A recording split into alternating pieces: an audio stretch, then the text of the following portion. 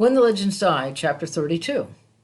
Odessa was just a small southwestern Texas town, but because its rodeo opened the season, it drew big crowds and long rolls of contestants. Veteran riders and ropers went to Odessa to test their skills and reflexes and weigh them against the inevitability of time. Newcomers went there to see if youth and hunger for glory could outweigh experience in the arena. Many newcomers were weeded out at Odessa. Some persisted a few more weeks as the circuit moves across the southwest and crept slowly northward with spring. A few, the fortunate, skillful few, stayed and rode to glory. Tom Black was one of the newcomers, and at first he was lost in the detail and the routine. But he found a hotel room, paid his entry fees, studied his draws, and had time to appraise the horses and listen to the talk. He had heard most of the talk before, but the horses were new. Trained buckers, big, mean, and natural outlaws whose violence was fostered and encouraged. The veteran riders discussed them and swapped stories about them. Tom listened and looked and drew his own conclusions, knowing that all talk ends when you are astraddle a bronc and the chute gate opens. He had ridden enough horses, heard enough crowds, been in enough arenas that he thought he wouldn't be tense or nervous when his turn came. But his hands were sweating and his legs were quivering as he sat in the saddle awaiting the signal for his first go-round ride.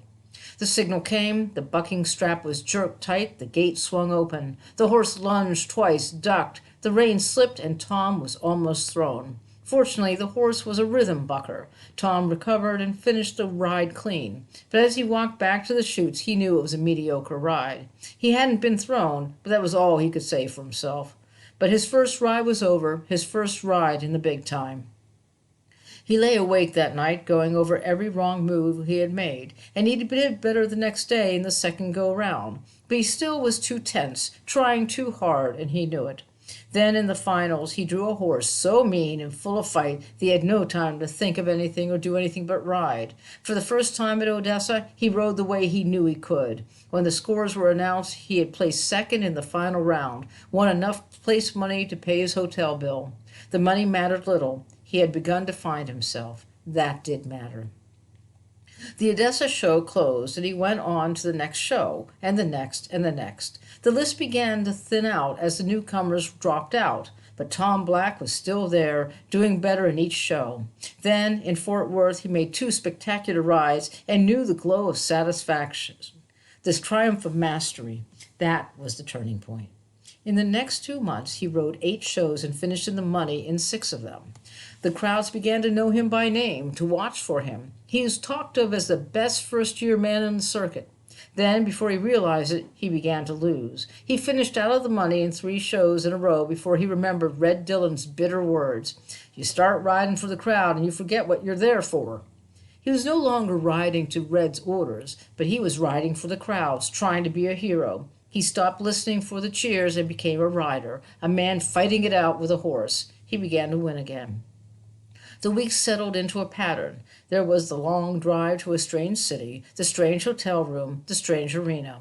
There were the events that meant nothing to him, the bull riding, the calf roping, the steer wrestling, the trick riding, sometimes the inconsequentials of a horse show.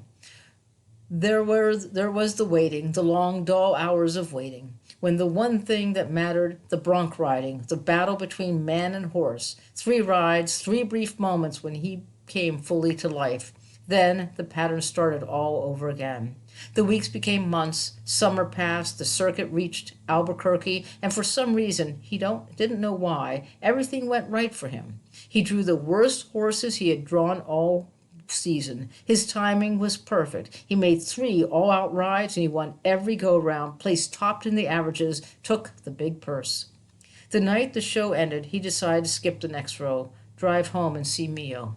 Take a few days off. The break, he decided, would do him good. The next morning, he bought a new car. Then he bought 2 cartons of groceries and headed for home. He reached the cabin in mid-afternoon. Mio was in the garden pulling bean vines. Then Tom went to greet him.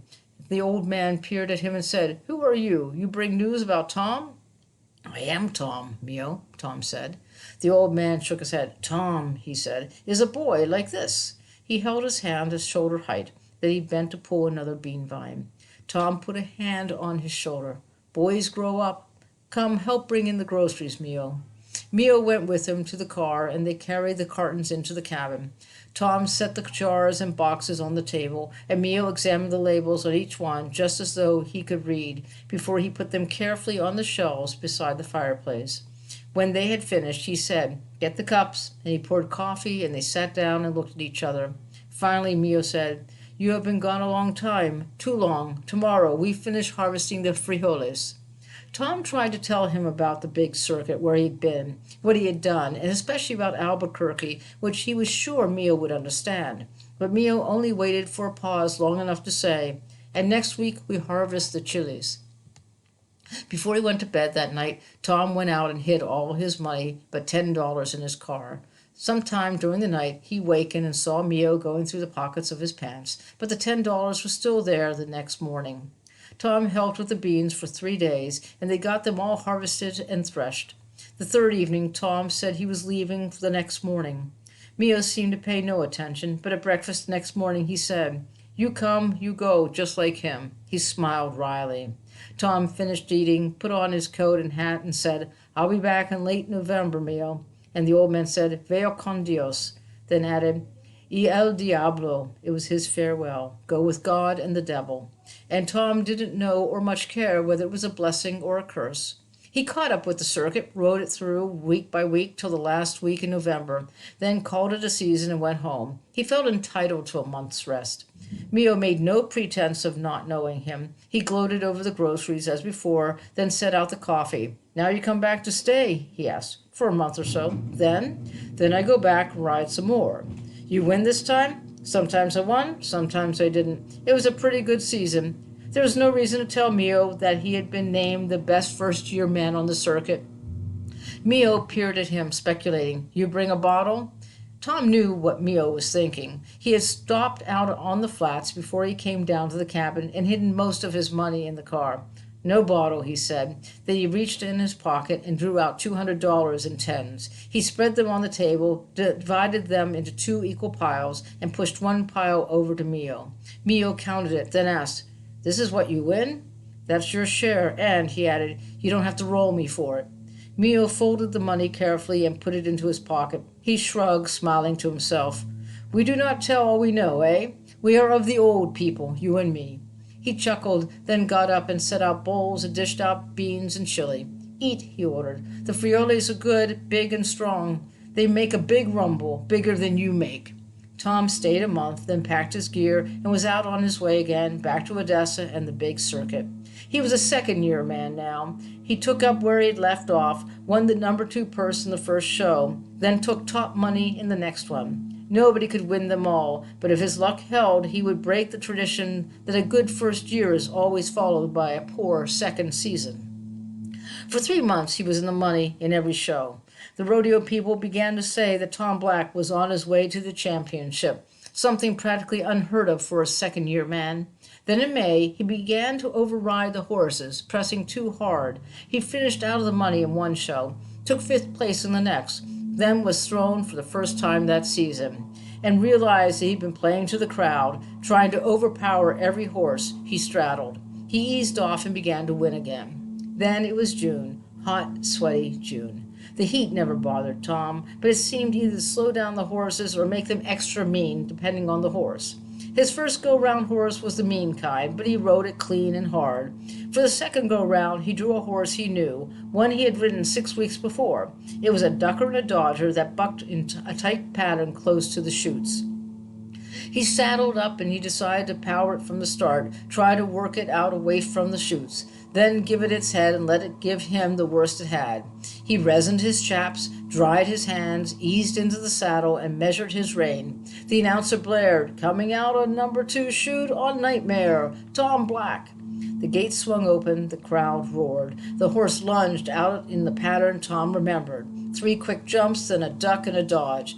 He powered its head around to the left, to prevent its spin to the right and back toward the chutes. It made another lunge, tried to duck, and he powered it again, and it seemed to go crazy. It reared, danced, squealed wildly, then lunged right toward the chutes, lunging again.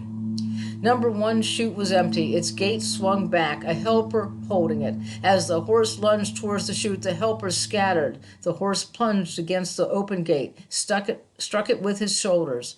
There was a crash, and a splinter of planks and broken gate swung loose. Tom tried to power the horse into the open, but it lunged wildly, reared, plowed into the broken gate, and struck the chute full force. Tom, fighting the rain, was thrown heavily against the chute. The horse screamed, kicked madly. Men shouted. The crowd groaned. Tom, on the ground beside the empty chute, saw blood spurting. In the lunge that threw him, the horse had impaled itself on a splintered plank. A sliver broad as a man's hand had pierced the horse's chest like a huge bayonet, then broken off. Still screaming, the horse went down, hooves flailing, frantic head pounding the ground. Pain stabbed through Tom's chest, and he was gasping for breath, but he pulled himself to his feet and reached for the chute to steady himself. A new stab shot up his right arm. Then an official pushed through the milling riders and helpers and held a pistol to the doomed horse's head. The roar of the mercy shot was like a jagged prong through Tom's chest. The horse let out its breath in one long gasp, then relaxed, dead. Someone was shouting in Tom's ear, "You hurt!" He turned and saw a youngish, sandy-haired man with a black bag, the arena doctor. Tom said, "No, just shook up." The doctor watched his face, saw his quick gasps for breath. "Can you walk, or shall I call a stretcher?" "I'll walk." They went to the first aid room, and the doctor stripped back Tom's shirt and made a quick examination. He loaded a syringe, jabbed it into Tom's left arm. "This will ease the pain. Your right arm is broken and probably a few ribs." He turned to an older man. "I want x-rays of his right arm and his chest. I'll be at the hospital by the time they've got the pictures." Half an hour later, Tom was in the hospital bed, and the doctor was splinting his arm. "The radius is broken," he said, "the big bone, but the ulna's all right." He reached for the tape. "And you've got 4 broken ribs. I have to tape you. That's all I can do for them. But you're going to lie here a few days till we see how your guts are." He gave him another shot. "You're through riding for a while. I'll see you tomorrow." The next day they took more x-rays, and they kept him quiet with sedatives for 3 days. The 4th morning he refused all medication, and when the doctor came in, Tom had his pants and his boots on and was trying to get into his shirt. "What do you think you're doing?" the doctor demanded. "I'm getting out of here." "All right. I came in to tell you you're all right inside, no internal injuries, but you can't go back to rodeoing till the arm knits. Couple of months or so. Where are you going?" "I'm going home." "Where do you live?" "New Mexico." "How are you going to get there?" "Drive." "Who's going with you?" "Nobody." "You're going to drive to New Mexico with one arm?" "Why not?" "Tough as rawhide, aren't you?" "And stubborn as hell." The doctor stripped the tape from Tom's chest. "These ribs will be sore for a while, and it will hurt to take a deep breath, but they're knitting. I'm telling you, though, stay off a horse for 2 months, understand? And have a doctor look at that arm when you get home." So Tom left the hospital. He got in his car and his gear and headed west.